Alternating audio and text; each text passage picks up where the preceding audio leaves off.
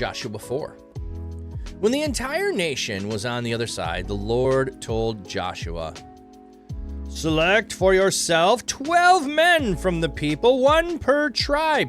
Instruct them, pick up 12 stones from the middle of the Jordan, from the very place where the priests stand firmly, and carry them over with you, and put them in the place where you camp tonight."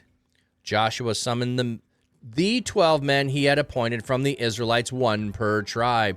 Joshua told them, Go in front of the ark of the Lord, go in front of the ark of the Lord your God to the middle of the Jordan. Each of you is to put a stone on his shoulder according to the number of the Israelite tribes. These stones will be a reminder to you when your children ask someday, "Why are these stones important to you?" Tell them how the water of the Jordan stopped flowing before the ark of the covenant of the Lord. When it crossed the Jordan, the water in the Jordan stopped flowing. These stones will be a lasting memorial to the Israelites.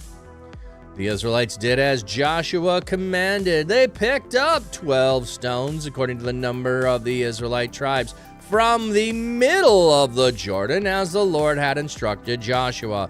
They carried them over with them to the camp and put them there. Joshua also set up 12 stones in the middle of the Jordan, in the very place where the priests carried the ark of the covenant stood. They remained there to this very day. Now the priests carrying the ark of the covenant were standing in the middle of the Jordan until everything the Lord had commanded Joshua to tell the people was accomplished, in accordance with all that Moses had commanded Joshua.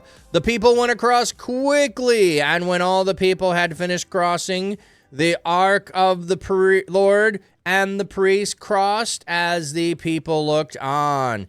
The Reubenites, the Gadites, and the half-tribe of Manasseh crossed over, armed for battle ahead of the Israelites, just as Moses had instructed them.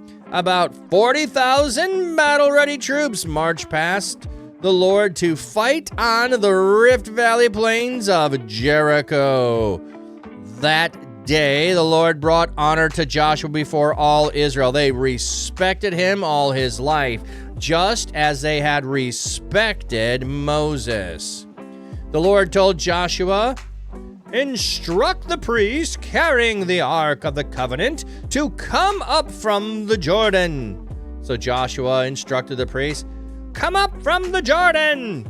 The priests carrying the Ark of the Covenant of the Lord came up from the middle of the Jordan, and as soon as their foot was set on dry land, the water of the Jordan flowed again and returned to flood stage. The people went up from the Jordan on the 10th day of the first month and camped in Gilgal on the eastern border of Jericho. Now Joshua set up in Gilgal the stones he had taken from the Jordan. He told the Israelites, "When your children someday ask their father, 'What do these stones represent?' explain to your children, Israel crossed the Jordan River on dry ground, for the Lord your God dried up the water of the Jordan before you, while you crossed over. It was just like when the Lord your God dried up the Red Sea before us while we crossed it. He has done this so all the nations of the earth might recognize the Lord's power, and so you might always obey the Lord your God." Okay, I was mentioning previously that some of this feels like it's out of order. And again, I think we have a little bit of out of order. We have the, hey, go pick 12, the priests are going, and you're going to cross over the other side, and the whole nation crossed over the other side. And then we back up and we say, well, okay, the priests didn't leave, they stayed in the river, didn't tell you that part. Oh, and then the 12 guys, once they got on the other side, they got to go back and get stones, or did they get stones and this instruction was before they started, and then they bring the stones out. Oh, and then we have to replace those 12 stones with 12 other stones. Like, I'm guessing the stones that replaced were smaller stones than big stones. Otherwise, why would you need the stones out of the Jordan River? But they are taking weather-washed stones, making a pillar of 12 stones as a memorial to what God did of drying up the river here. And as I was saying, he duplicates, and even here, it's when you see the stones, your children ask what happened, why are these stones here? And the story gets told, hey, God parted the rivers, dammed it up, so we walked on dry ground just like he did the Jordan. That's the story, or just like he did the Red Sea, he did to the Jordan, and we crossed on. Our God is powerful, and our God is awesome. So that's the point. And then, like, it is interesting to go back and replace the stones with other stones. I don't think they're nearly as big, or they wouldn't need to take them out of the river. And I think something about them being river stones is going to be noticeably different than the stones that are on dry ground. So, pretty cool incident here, I think, in regards to identifying Joshua as God's man, the new one going in. Hey, Lucis, welcome in. Hope you're doing well. Thanks for getting all the shout-outs and the word count in there. Appreciate that.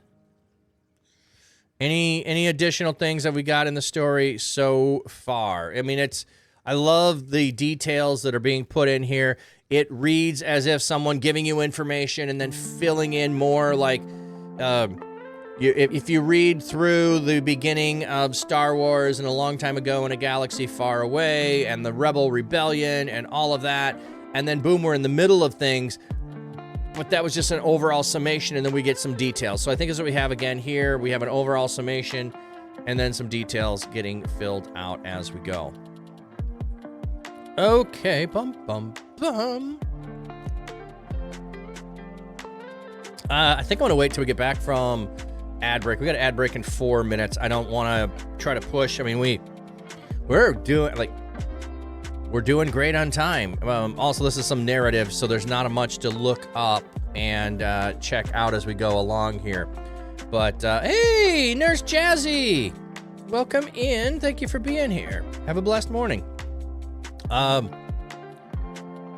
anyone has like plans, like you're excited about New Year's Eve. I used to be as a kid, stay up late. It was an excuse to stay up late and watch the New Year. I used to stay up till midnight for years, and I now go to bed at 10 o'clock. Staying up late, nah, I probably won't. Probably just go to bed on time and get up and stream tomorrow morning. So I don't have any real plans unless my wife and I just get bored and decide let's go do something, but no plans. So glad you got to catch a stream. Yeah, hope you're doing amazing. I'm doing well. You're gonna take a nap, wake up at 11:50, and then go back to bed. Fair enough. Fair enough.